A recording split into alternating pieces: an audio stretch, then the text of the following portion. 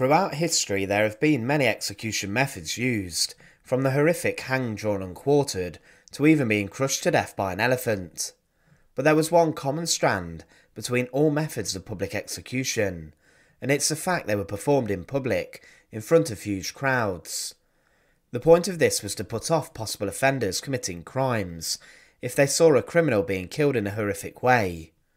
Guy Fawkes, for example, was hanged, drawn and quartered in an attempt to quash any rebellion against the king, but public executions were viewed by the people as a form of sport and entertainment, which was gruesome and sadistic.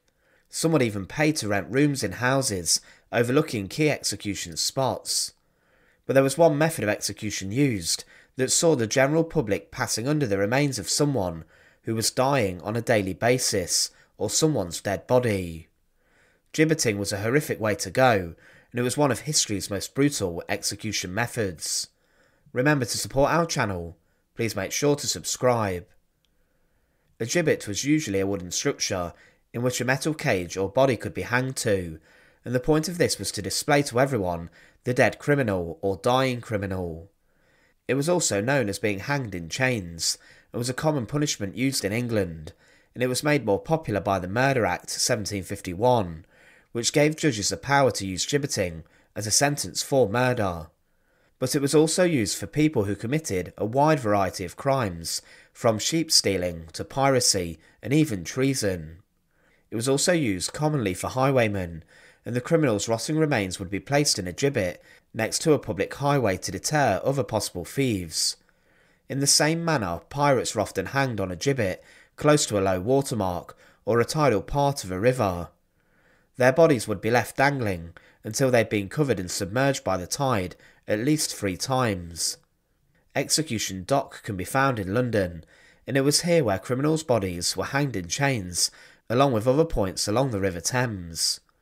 Often ships would pass under the bodies of convicted pirates, and this would act as a stark reminder for potential pirates not to commit acts of piracy. There were some complaints, as some foreign visitors to England did not agree with the brutal display of the remains of an executed person. It was said also that the sight and smell of decaying corpses was bad for health, and was linked to disease. The cage used in gibbeting wasn't always used, but it was used to keep the condemned person in a human way.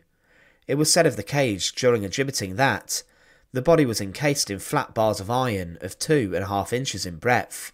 The feet were placed in stirrups, from which a bar of iron went up each side of the head, and ended in a ring by which he was suspended.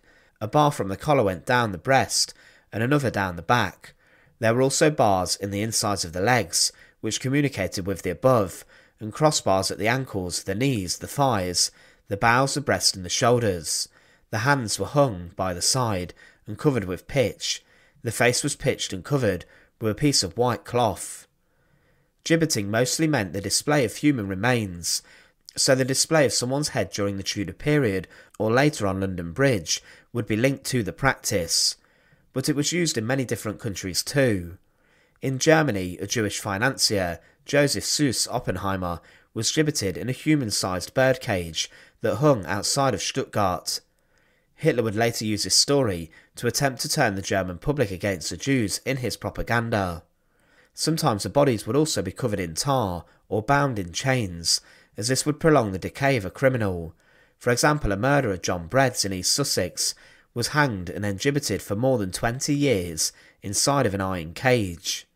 The image of passing under the remains of a decaying corpse would be a strong one for many people living inside towns and cities. In Australia, 5 years after gibbeting ended in England, the body of a murderer, John Mackay, was gibbeted near to a spot where he murdered his victim in Tasmania. This caused great upset, and the body was not removed until a friend of the victim asked the authorities to take it down, as he was disgusted with the images of Mackay's corpse rotting in the air. As mentioned, some criminals in some cases were gibbeted alive.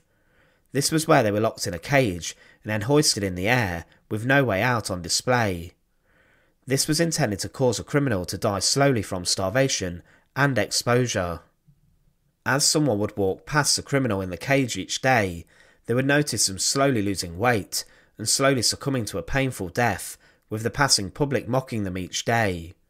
It was mostly always men who were gibbeted, as female corpses at the time were in high demand from scientists and surgeons for dissection and science, but for many people in the crowd, they would be happy to see gibbeting.